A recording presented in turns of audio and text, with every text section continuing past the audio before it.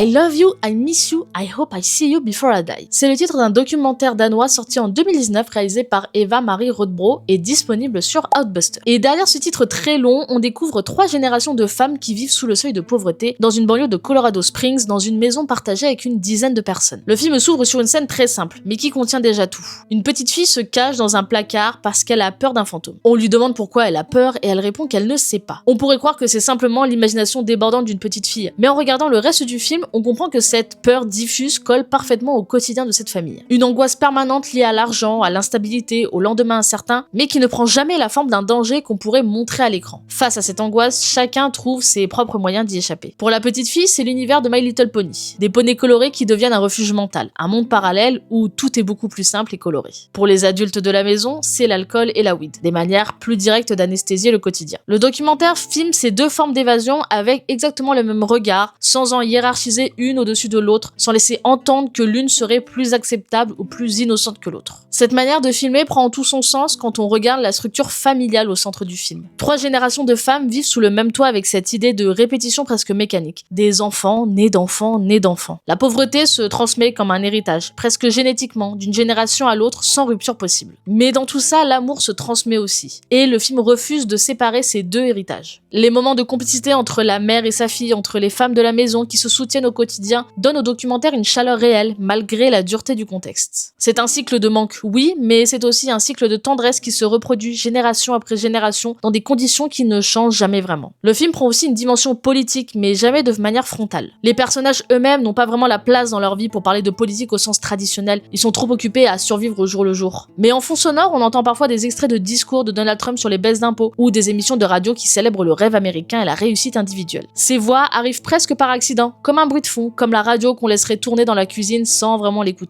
Le contraste entre ce discours officiel sur la prospérité et la réalité matérielle de cette famille crée une ironie qui n'a besoin d'aucun commentaire de la part de la réalisatrice. Le film ne dénonce jamais à voix haute, il ne pose jamais de carton explicatif, il laisse simplement ces 2 strates sonores exister côte à côte, le discours politique d'un côté et la vie réelle de l'autre. Et c'est dans cet écart silencieux que se loge toute la critique sociale du film.